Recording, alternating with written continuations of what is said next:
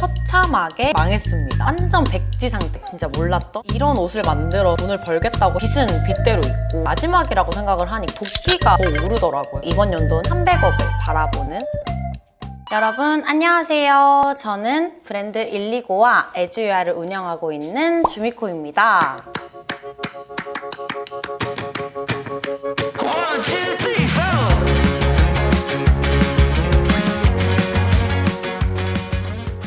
제가 진짜 옛날부터 유튜브를 하고 싶었는데 못했던 이유가 있어요. 제가 좀 인스타나 대외적인 이미지 메이킹에 되게 목숨을 거는 그런 사람이었거든요. 근데 유튜브를 하면 평생 그렇게 앞에서 예쁜 척하고 그렇게 못할 것 같은 거예요. 그래서 이번 유튜브를 시작을 하면 진짜 솔직한 저의 모습을 보여주자라고 마음을 먹고 이렇게 유튜브를 시작하게 됐습니다.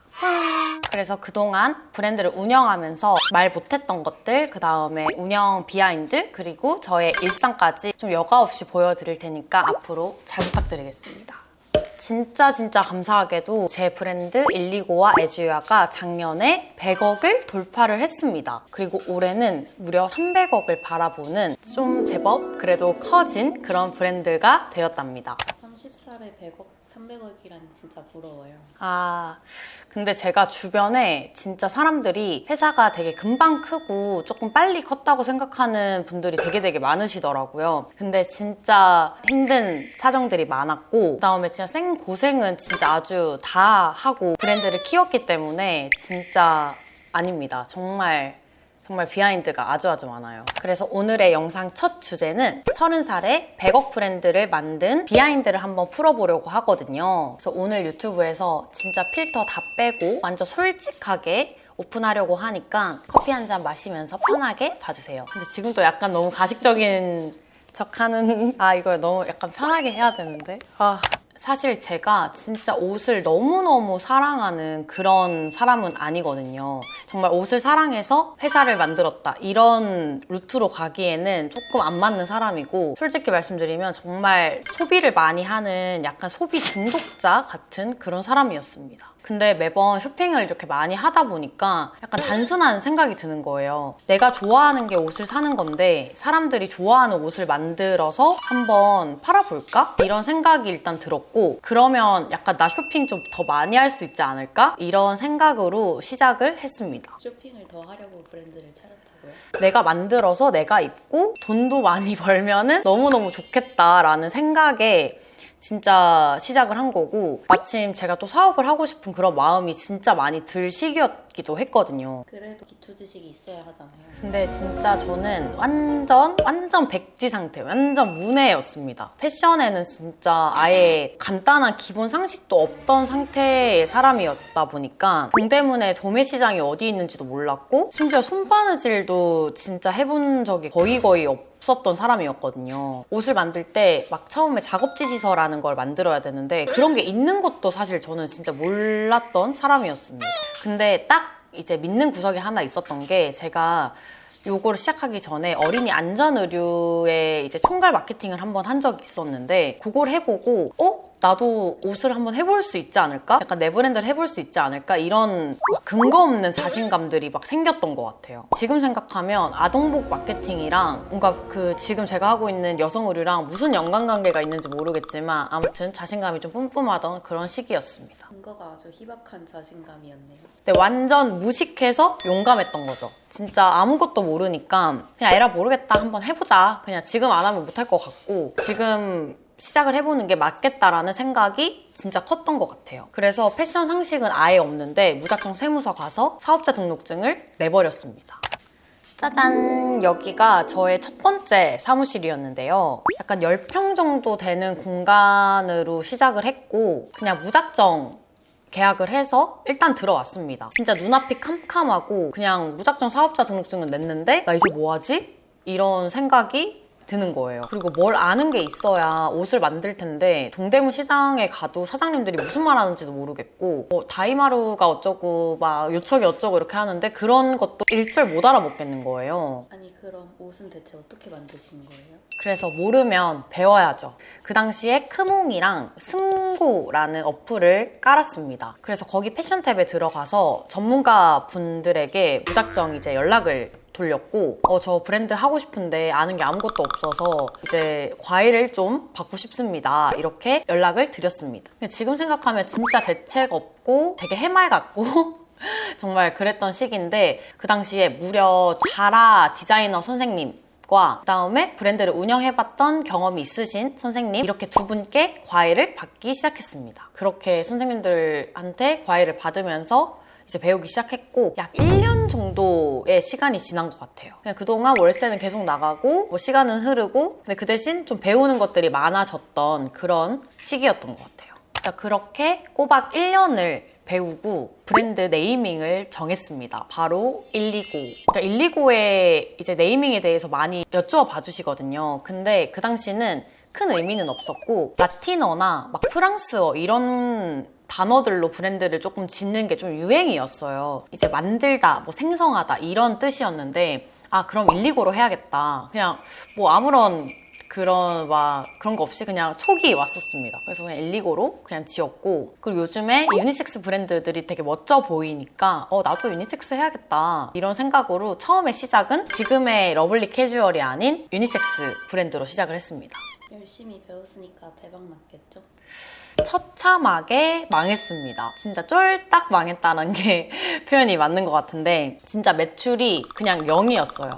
0이었고 약간 인플루언서 분들이나 블로거 분들한테 제발 입어주세요 하고 시딩 보낸 거 제외하고는 구매하신 분들이 진짜 아예 없었습니다. 솔직히 고백할게요. 그냥 제가 이 초창기에 129를 구매를 해주신 분들이 있으시면 진짜 댓글을 남겨주시면 감사드릴게요. 제가 정말 제 사비로라도 환불을 해드리고 싶을 정도의 내가 이런 옷을 왜 만들었지? 진짜 지금 못 봐요. 너무 쪽팔리고 지금의 129를 생각을 하면 와 내가 이런 옷을 만들어서 돈을 벌겠다고 했다는 자체가 정말 진짜 그렇게 약간 암흑기를 한 2년 정도 보냈던 것 같아요. 아무튼 진짜 정말 백지 상태의 시간들을 또 보내게 되었습니다. 그 전에 과외에서는 옷을 어떻게 만들고 어떻게 디자인을 한다라는 것까지는 배웠지만 트렌드에 정말 민감하지 못했고 어떻게 팔아야 되는지를 몰랐기 때문에 또 암흑기를 보내기 시작한 거죠.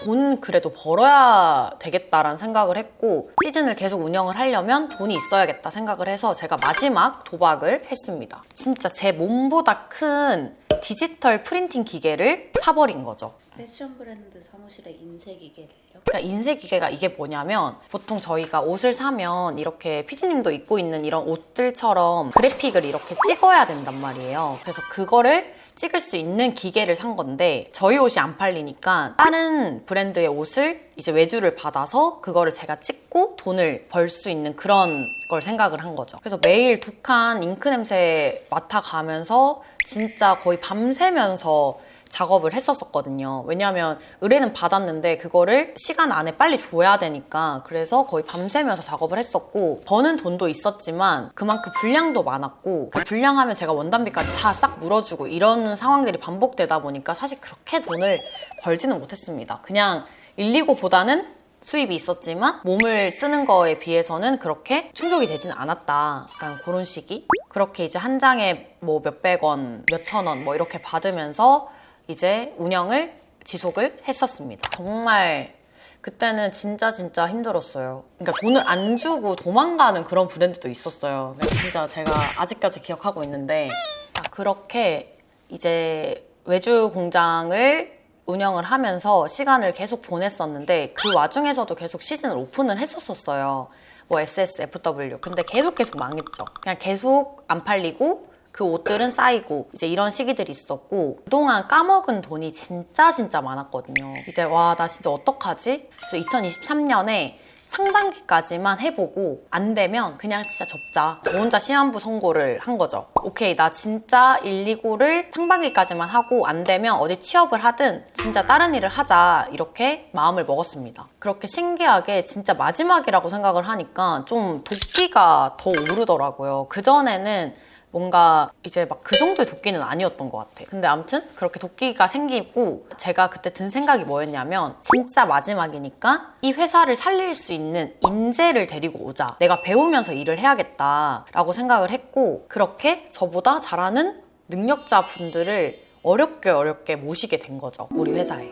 팀원들이 조금 생기니까 저도 거기서 배우는 것들이 있고 경험도 많이 생기고, 그러다 보니까 회사 분위기가 정말 180도 달라졌습니다. 원래 그전에는 회사가 안 바쁘고 일이 없으니까 그냥 한 4시 정도 되면은 그냥 다 같이 그냥 퇴근할까 하고 퇴근하고, 뭐 한강도 가고, 정말 그냥 회사다운 회사로서 운영을 해보지 않았는데, 이제 그때부터 회사 분위기가 좀 바뀌었죠. 그 당시에 모시고 왔던 팀장님께서 자사몰만 운영하지 말고 플랫폼 플레이를 한번 해보자 라고 좀 강력하게 주장을 해주셨어요. 그래서 그때는 저희가 자사몰 기반으로 브랜드를 운영을 했었었죠. 그렇게 되니까 막 노출될 수 있는 기회도 별로 없고, 사람들이 이제 저희 브랜드에 대해서 알 수 있는 그런 매개체 자체가 사실 없었던 상태였죠. 무신사 같은 좀 큰 브랜드들의 입점을 이제 막 했고, 입점해 있던 플랫폼에서도 조금 활동을 시작하게 되었습니다. 거기서 바로 대박이 터진 건가요? 대박까지는 아니었지만, 이렇게 브랜드가 플랫폼에 노출이 되기 시작하면서 이제 그 전에 있었던 제품들이 조금씩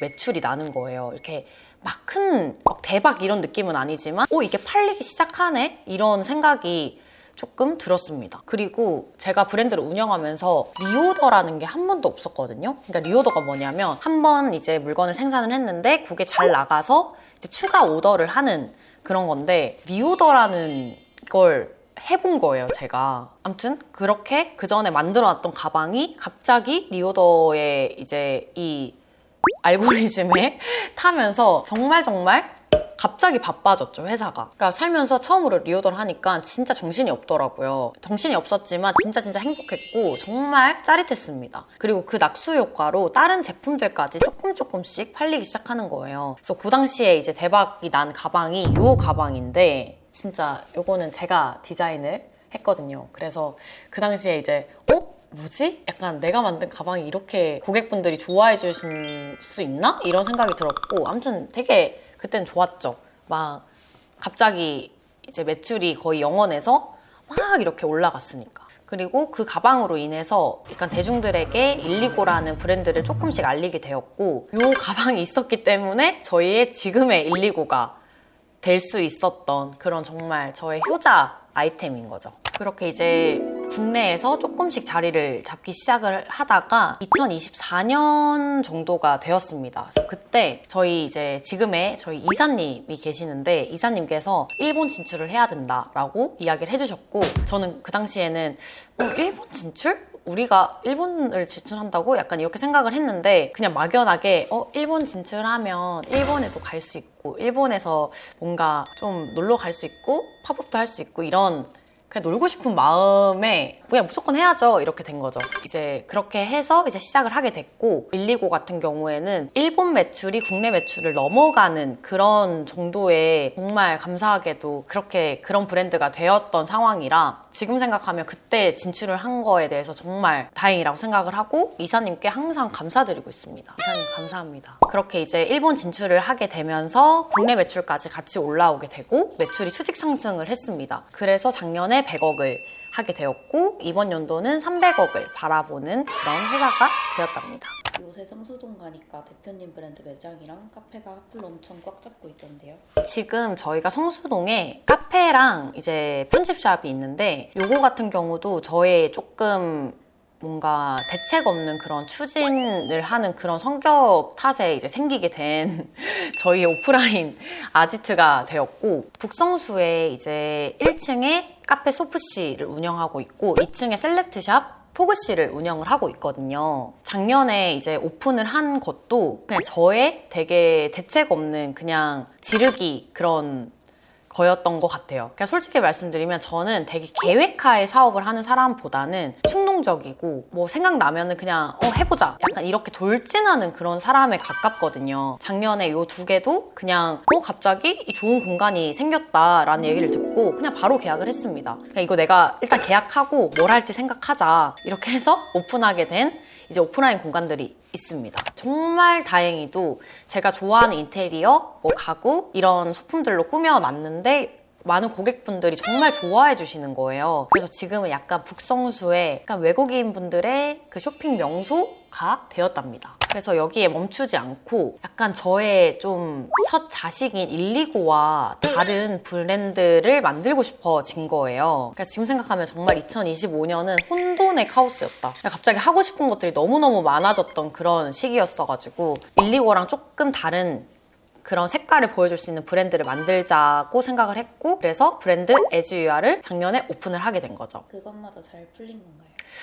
사실 처음에는 조금 반응이 미비했으나 이번 연도 들어서 에즈유아를 너무너무 사랑을 많이 해주신 거예요. 그래서 지금은 제법 에즈유아도 많이 크고 있고 성장도 많이 하고 있고 오프라인 공간과 브랜드들을 운영하고 있는 제법 큰 회사의 대표가 갑자기 되었습니다. 자, 일단 이렇게 저의 회사 성장기에 대해서 조금 간략하게 말씀을 드렸는데 이렇게만 보면 무슨 제가 되게 대단한 사람 같지만 근데 정말 아니고요. 저는 정말 우연한 계기로 사업을 시작하게 됐지만 여러 회사의 사람들과 많은 이제 은인들, 귀인들을 통해서 많은 걸 알게 됐고 그 다음에 플랫폼이라는 거대한 시장에서 이제 많은 협조와 그 다음에 많은 기회를 얻게 돼서 정말 우연치 않게 이렇게 회사가 정말 잘 됐다고 생각을 합니다. 그리고 저는 아직도 이제 쇼핑하는 거 좋아하고 그냥 뭐 해외여행 가는 거 좋아하고 철도 없고 겉모습에서는 되게 조금 진지하고 진중하고 이렇게 모습으로 보여주려고 이미지 메이킹을 굉장히 하지만 아직까지 정말 철없는 31살 여자입니다. 회사에서 공식적으로 이제 보도되는 뭐 인터뷰라든지 그런 채널 말고 제 개인 유튜브를 하고 싶었던 이유가 뭔가 각 잡힌 CEO의 그런 느낌보다는 진짜 정말 인간 주미코를 좀 보여주고 싶다라는 생각이 정말 컸었고 앞으로는 제가 평소에 어떤 이제 일상을 보내는지 이제 뭐 월급 받아서 어떤 거를 사고 어떤 관리를 받고 그 다음에 회사 생활은 어떻고 이런 좀 정말 일상적인 그런 것들을 많이 보여드리고 싶어요. 오늘 저의 정말 무식해서 용감했던 100억 브랜드 창업기 영상을 봐주셔서 너무너무 감사드리고요. 궁금한 내용이 있으시거나 나 브랜드 창업하고 싶은데 궁금한 거 있어요 이런 것들 있으시면 댓글에 남겨주세요. 제가 하나하나 다 답글을 남겨보도록 하겠습니다. 오늘 영상이 좋으셨다면 구독과 좋아요는 저에게 큰 힘이 됩니다. 와, 이렇게 하는 거 맞나요? 유튜브? 대책 없는 영상들 앞으로 많이 가지고 올 테니까 다음에 봐요. 안녕. 끝.